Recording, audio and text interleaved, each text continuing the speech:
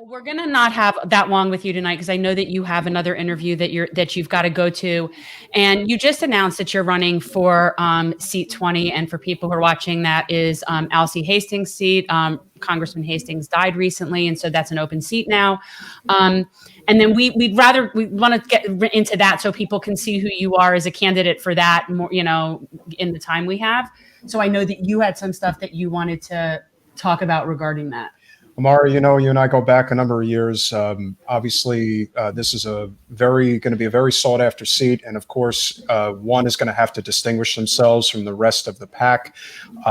Aside from obviously what I think is, you obviously want to have an inside outside strategy when it comes to, progressive politics. Already made it very clear about your policies, which is great. But of course, one of those things that really distinguishes yourself from the rest of the candidates is you are not going to be taking corporate special interest money. I think that is the signature issue of our time when it comes to electoral politics. We really have to change that narrative and how that is done. Aside from that, what are some of the things that you believe distinguishes your candidacy from the other candidates who will be running in this race? Well, let me say first, given that I am in a state building in the Florida Capitol, I'm just going to refrain from getting into the case for my candidacy. Sure. Okay. So, perhaps, and I did not anticipate being in the Capitol at this time. Yeah. They had us on recess earlier because the Senate was still debating this and they sent it back. So my apologies there, but just to keep it all kosher.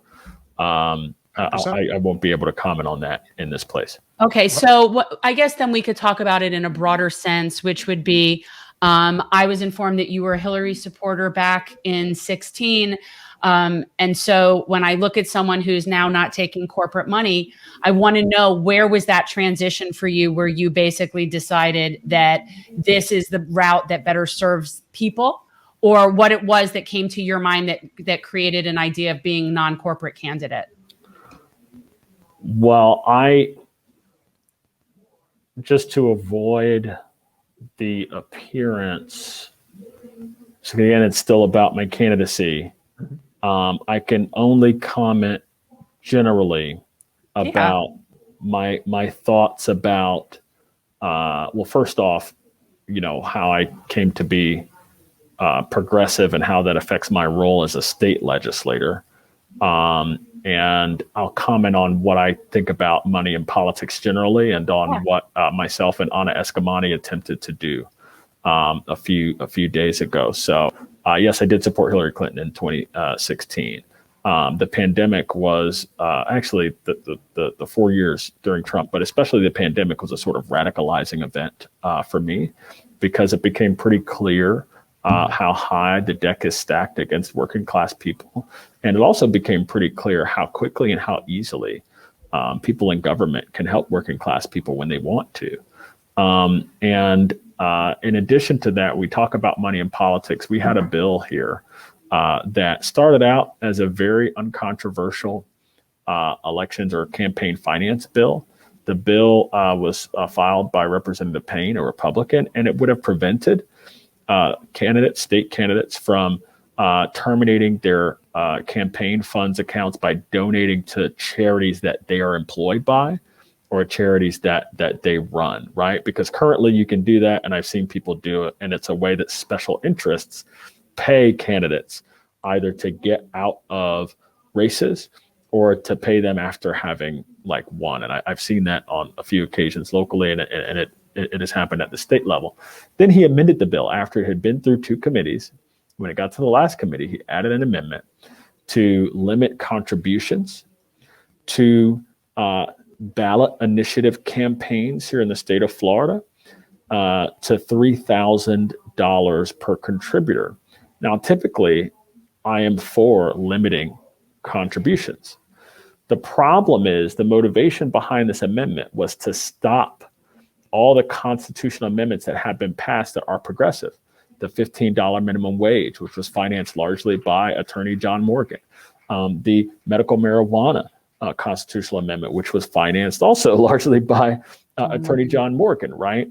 And so, that is an example of people working together with folks who share our values to do an end run around the legislature, which refused to pass a living wage and which refused to legalize cannabis.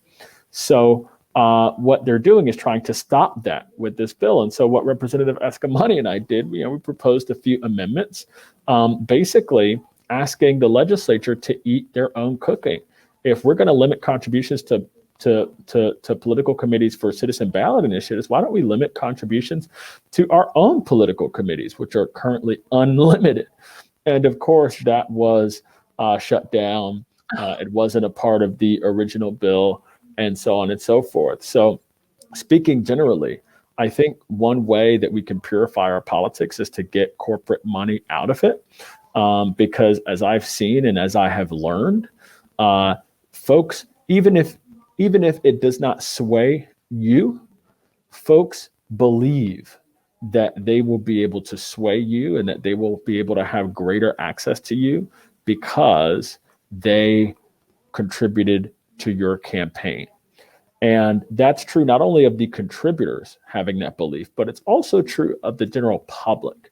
And so if the public loses confidence in your integrity, or if the public loses confidence of the integrity of an entire legislative body, such as the Florida House, because of the presence of corporate money, then you shouldn't be allowed to take it. And that's something that I've had to learn here, because frankly, it's the corporations run this place. And it's very, very unfortunate. And so my position on money in politics, I've seen it at work here in the Florida legislature, and it's not good. And frankly, it's not pretty. Yeah, but look, if it were up to me, we would give each citizen a voucher so that they could contribute to a campaign of their choice. So you more or less support that notion. Democracy dollars. Yeah, Andrew Yang came up with democracy dollars. I think and they did a version of that in Seattle that is more effective than not doing it. There are some tweaks that they need to make to it, but yeah. And what's funny? There was a representative here, Representative Randy Fine, who questioned Donna Escamani, who has in the past, like all of us here who have gotten here, taken money from a corporation at one time, and said, well, it seems to me like you're a hypocrite. And, what Anna had to tell him and what I had to tell him was that, look, we are, first of all, most of us are not celebrities. Most of us are not well known. We don't have access to the thousands and thousands of people who share our progressive values and who can donate $5, $10, $15. And so getting here, yes, Anna took money from corporations. And by the way, the same for me. But now that we have this platform, and now also that we've seen how it works, it's clear that there's an issue here. I mean, we had, for example, one industry, the sugar industry, who is being sued for fouling the air that people of color in the Glades breathe. They basically got the legislature to change the law in the middle of their lawsuit to moot the lawsuit. Imagine having that degree of power to where you get sued, and rather than being held accountable, you get the legislature to change the law in the middle of the lawsuit. That's what happens when you donate $11 million in a campaign cycle. And so that kind of stuff is just not. I mean, you think about it. That's like 2 gubernatorial races at least. Yeah. It's unbelievable, and it shouldn't be allowed. Yeah, and what people don't realize is that it's across the board, partisan wise, because the Florida Democratic Party is very beholden to Big Sugar and Walmart. Those are like two of their biggest donors to the state party. And so that's a problem. And that's especially a problem for progressive candidates, because not only do you not want to take corporate money, but you're also not going to get help of the party infrastructure, because they're generally not going to be on your side. And something, here's what I'll say. It takes one to kind of break the break the mold and to break the cycle. And, Anna for me was that one, because she showed that it's possible to run a people powered campaign at this level. For candidates who have basically, a fear about, whether they will be able to stay in office or to attain higher office. Folks have shown that you don't have to compromise your values in order to win an election. And frankly, Anna and Carlos Guillermo Smith, who are two progressive champions here, have been fantastic examples and inspirations, not only for me, but for other people who are in this body. So I would say to other folks who are contemplating running for office, you can do it. It's possible. You don't need to take corporate money. And that's the extent to which that I can comment. Yeah, no, I appreciate that. And, look, there's a lot of people jumping in the race that you're in. And I know that it's going to be like pretty prickly, but what would you say issue wise are the key things that you're looking at in your district that are things that you really think need the most work right now? Or that would obviously need the help from the federal level. Yeah, like the things that seat could be helping. That's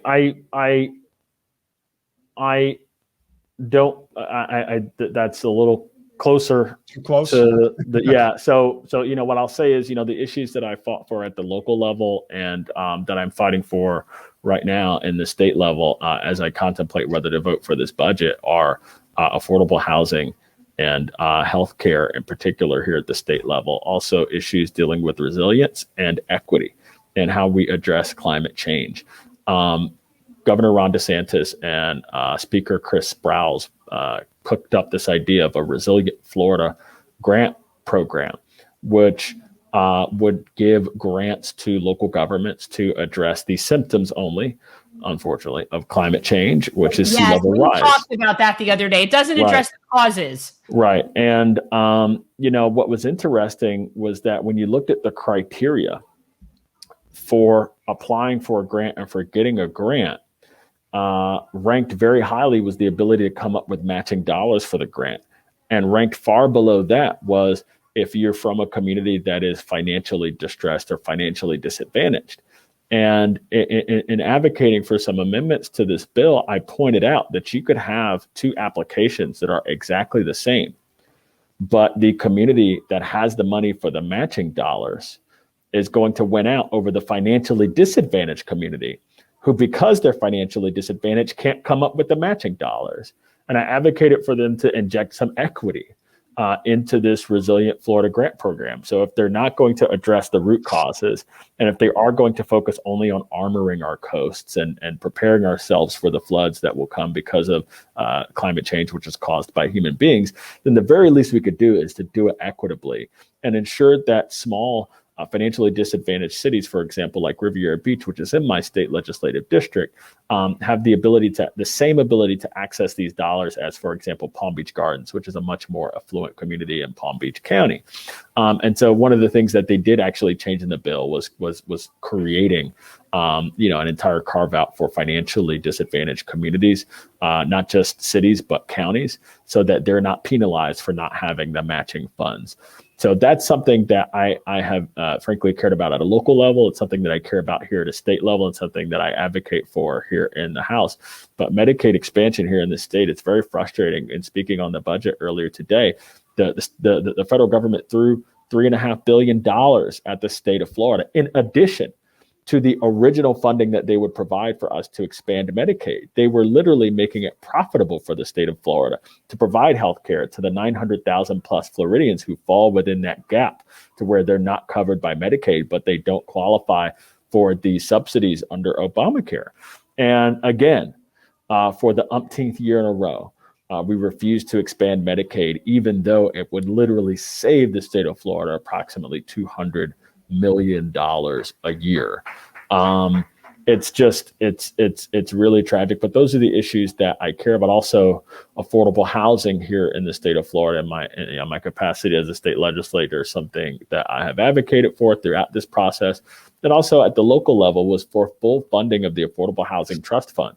Every year since 2003, the legislature has stolen from the Affordable Housing Trust Fund and used it for other purposes, in particular to finance tax cuts and other programs. Yeah. But last year was the first year they didn't steal from the Affordable Housing Trust Fund. But then Governor DeSantis vetoed, using his line item veto, funds out of the appropriations for housing. And this year, what did we do? We restructured the entire program to permanently cut funding for affordable housing. And that is a tremendous tragedy. And it's something that's going to have to change in the state of Florida. Thanks for watching. If you want to support our mission to transform politics into service, please like this video, subscribe, follow us on social media, and consider joining our Patreon, where you'll get early access to our interviews as well as other exclusive content. Links are in the description. Peace out.